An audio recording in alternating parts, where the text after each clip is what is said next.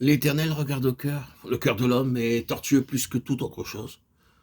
Ce funeste penchant de l'homme à se tromper lui-même transparaît dans beaucoup de ministères. Combien d'ouvriers de Dieu qui, après avoir bien commencé, accepté de grands sacrifices, accompli à grand prix un service fécond, en sont venus pour finir imperceptiblement à une certaine forme d'infatuation.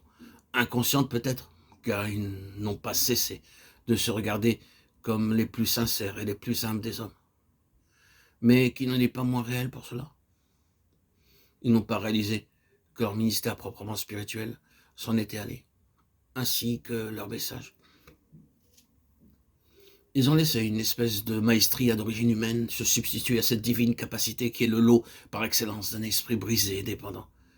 Cette déformation est tellement insidieuse, tellement lente à produire ses effets.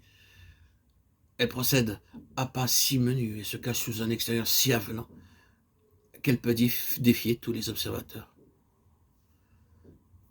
Celui-là seul dont les yeux sont comme une flamme de feu. C'est tout ce qui se cache sous cette apparence de piété et de profondeur. À la longue, pour tout ce qui touche aux intérêts supérieurs de Dieu, et quelle que soit l'importance des succès apparents, ce serviteur-là est pour son maître une amère déception. Il est mis de côté.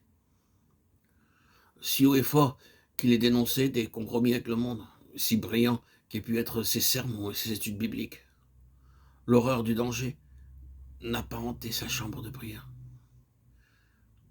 C'est l'importance même de son ministère et l'ampleur de son programme qui ont été son piège. Subrepticement, silencieusement, le mal s'est insinué et l'œuvre sinistre s'est accomplie.